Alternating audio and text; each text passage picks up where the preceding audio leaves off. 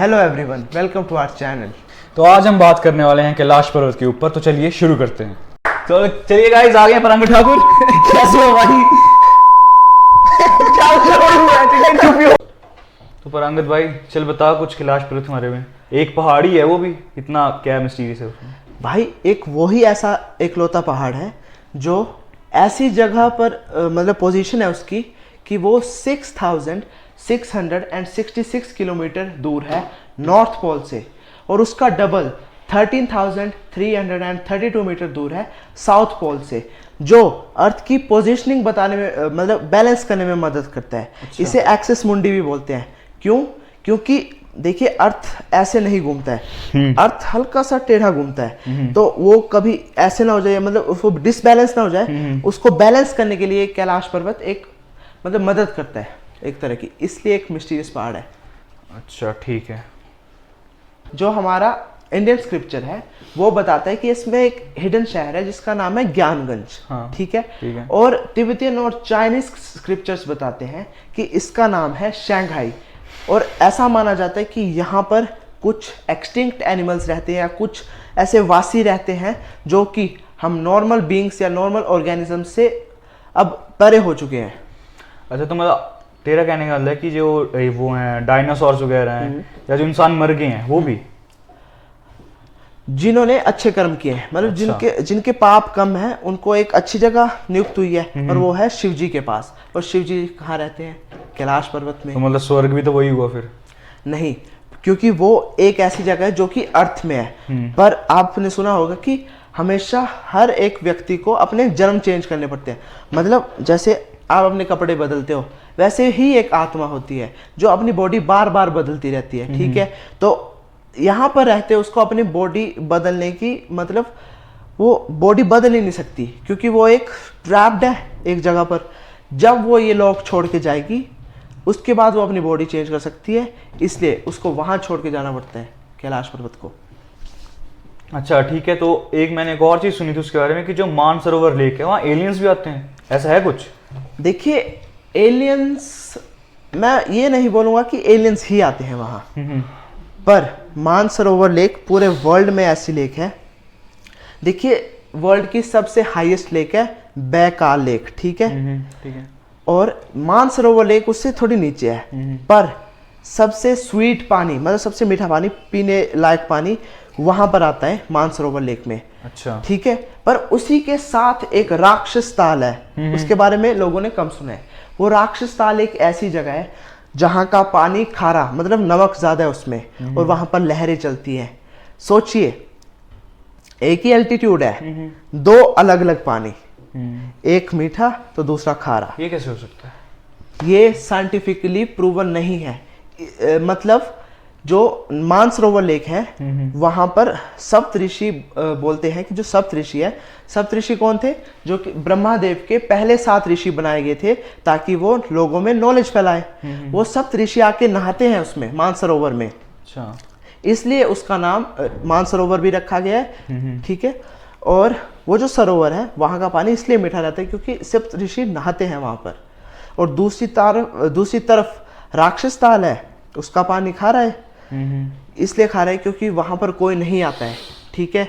ये चीज़ हमें ये सिखाती है कि अगर एक साइड गुड है तो दूसरी साइड इविल भी है। ये दोनों साथ रहते हैं और नेचर इसको बैलेंस बना के रखती है। अच्छा, ठीक है। तो एक और चीज़ सुनी थी मैंने कि वहाँ पे एलियंस जैसे और भी चीज़ें आती हैं, जैसे यटी वगैरह। देखिए, येती एलियन नहीं है। वहाँ पर एक वो जो हिडन सिटी थी ज्ञानगंज, उसके बारे में आप थोड़ा एक्सप्लेन करता हूँ। देखिए, बोला जाता है कि जैसे एक एग्जांपल के थ्रू समझाता हूँ। जैसे आप चेस खेलते हैं सभी लोग, तो चेस में जब आप आगे जाते जाते हैं तो जो आप गिट्टी काटते हैं वो रख देते हैं साथ में। अब वो जो गिट्टी साथ में रखते हैं हम उसको फेंक तो देते नहीं, उसको रखना पड़ता है, क्योंकि जब अगली बार स्टार्ट करना होता है तो उन गिट्टी की यूज़ होता है। इसलिए ये टाइम सर्कुलिक है। ठीक है। जब टाइम गोल गोल घूमता है, ठीक है, क्योंकि आपको पता है टाइम, जैसे मान लिए आपने घड़ी देखी है, घड़ी की सुइयां हमेशा गोल घूमती है। वो ये बताती है कि ये टाइम साइक्लिक है। मतलब अभी सतयुग अगर गया है तो एक टाइम पीरियड के बाद फिर सतयुग आएगा, ठीक है। अच्छा। और जब सतयुग आएगा तो जैसे मान ले अब आप डायनासोर्स एक्सटिंक्ट हो गए हैं, हाँ एक्सटिंक्ट हो गए, हाँ हाँ। पर अब जब सतयुग फिर से आएगा अगली बार तो उनको फिर से आना पड़ेगा ताकि वो फिर से एक साइकिल चले। इसलिए हमेशा टाइम साइक्लिक होता है और वो चीज़ें रहती हैं वहाँ पर, डायनासोर्स वगैरह, जो कि एक टाइम पीरियड के बाद दोबारा आएंगे वापस, क्योंकि उन्होंने फिर साइकिल चलाना होगा। और आपने बोला यति, यति भी एक ऐसा एक्सटिंक्ट एनिमल है जिसके बारे में हमें नहीं पता, क्योंकि वो एक इस टाइप का वानर था, जैसे हनुमान भगवान है वो एक कपी वानर है, तो वो यति भी एक कपी वानर है, प्लस उसमें कुछ कैटेगरीज टाइप भालू की भी है। अच्छा। इसलिए वो एक मिक्सचर टाइप है, तो लोगों को समझ नहीं आता वो क्या है, पर वो एक टाइप का प्राणी है जो पहले एग्जिस्ट करता था, पर अब उसकी आबादी इतनी कम हो चुकी है कि वो 1 या 2 हैं और वो कैलाश पर्वत पे रहते हैं। और आपको तो पता है कैलाश पर्वत पे कोई नहीं आ सकता, क्योंकि शिव जी ने एक साइंटिफिकली प्रूफ करूं तो एक ऐसा इलेक्ट्रोमैग्नेट है उस कैलाश पर्वत पे जो हमारे प्लैनेट में नहीं है, मतलब हमारे प्लैनेट से नहीं है, वो कहीं बाहर से ही आया है, बाहर से ही किसी ने इंस्टॉल किया उसको। अच्छा। जिसकी वजह से कोई भी वहां पर नहीं जा सकता। ये आपने सर्च किया है कि कुछ सुनी सुनाई बातें बोल रहे हो? ये मैंने सुनी थी ये बातें कि वहां पर कोई इलेक्ट्रोमैग्नेट इंस्टॉल किया है। इंस्टॉल, ये फोन थोड़ी है, कोई इंस्टॉल कैसे कर देगा? अरे हम छोटे लेवल पे कर रहे हैं, हम फोन पे इंस्टॉल कर रहे हैं ना, भगवान तो बड़े हैं, वो तो अर्थ को इंस्टॉल कर सकते हैं, कर सकते कि नहीं? कैसी बात कर रहे हो आप? मतलब जैसे हम अपनी लैंग्वेज में बोल रहे हैं इंस्टॉल करना या कोई चीज़ बनाना, फोन हमने बनाया है, अर्थ भगवान ने बनाई है, तो जो चीज़ हम फोन में डाल सकते हैं वो भगवान अर्थ में भी बना सकते हैं। अगर कोई भगवान को नहीं मानता तो आप उसे कैसे समझाओगे? अगर तो फिर उसको एलियंस की लैंग्वेज में समझा देंगे। भगवान बेसिकली एक एनर्जी है, एक सुपर नेचुरल पावर है जो एग्जिस्ट करती है, ये आपको मानना पड़ेगा। क्योंकि अगर आप कैलाश पर्वत पे जाओगे तो कोई ऐसी लैंग्वेज है, मतलब कोई ऐसी पावर है जो आपको वहाँ आने से रोकेगी। तो भाई मैं आपको इस चीज़ के बारे में बताना चाहता हूँ कि एक जर्मन माउंटेनियर है, ठीक है, उसका नाम मेरे को याद नहीं है, आप गूगल कर लेना। यार एक बंदा था यार, वो पता है मेरे को, ठीक है, चलो चलो शुरू तो आप उसके बारे में बता लेना। उसने डॉक्यूमेंटेड है, ये उसने लिखा है अपनी बायोग्राफी की, अपनी उसने बुक लिखी है एक, उसमें लिखा है कि मैं 5 दिन कैलाश पर्वत की चढ़ाई की, पर बाद में पता लगा मेरे को कि मैं 2.5 दिन चढ़ा और उसके बाद 2.5 दिन उतरा, पर मेरे को लग रहा था कि मैं चढ़ ही जा रहा हूँ। तो मतलब एक मिनट मतलब वो 2.5 दिन सिर्फ चढ़ा और 2.5 दिन उतरा, फिर उसको 5 दिन कैसे लगा? अरे वो 5 दिन उसने चढ़ाई की, ठीक है, तो उसको लगा में हुआ क्या? असलियत में ये हुआ कि वो 2.5 दिन तो चढ़ा, पर अगले जो 2.5 दिन थे वो उतर रहा था। अच्छा। और उस बोलता मेरे को एक फीलिंग आई कि एक फोर्स है जो उसको बोली है चले जाओ यहाँ से, अच्छा, यहाँ पर आने की कोई ज़रूरत नहीं है, ये एरिया हमारा है। उसको ऐसा लगा, उसने ये डॉक्यूमेंटेड किया है। कौन बुक में लिखा? मतलब उसने अपनी? हाँ उसने अपनी बुक में लिखा है, उसने कोई बुक लिखी है उसमें लिखा है। नाम आपको याद नहीं है? नाम गूगल कर लेना।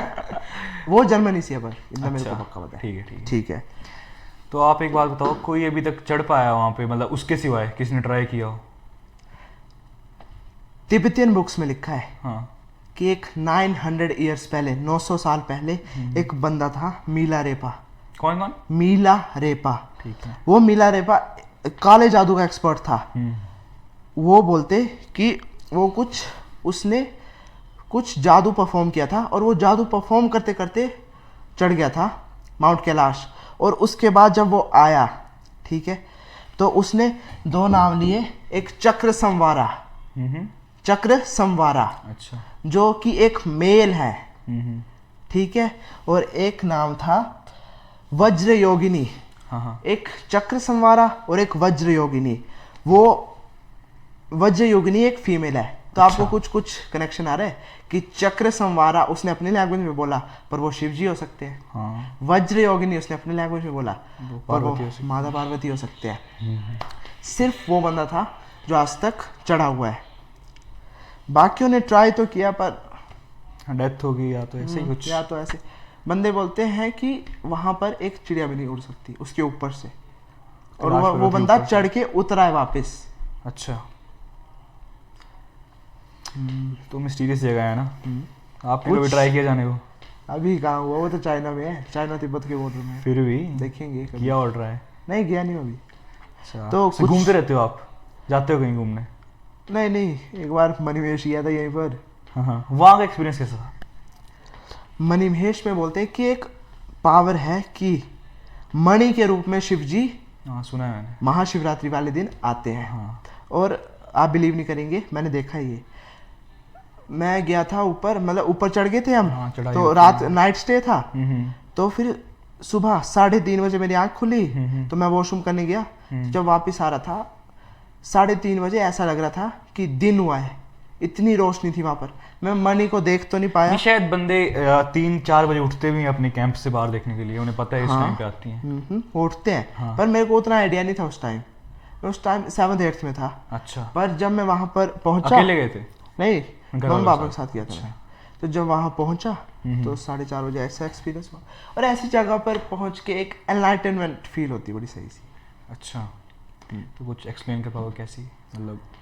यार ये फीलिंग बताई नहीं जा सकती ना, कि मान लो आप एक बैड फेज से गुजर रहे हो, उसके बाद ऐसी किसी जगह पे विजिट किया, उसके बाद जब आप आओगे वापस तो एक ऐसी एनर्जी फील करोगे और आपके साथ सब कुछ सही होगा उसके बाद, अच्छा।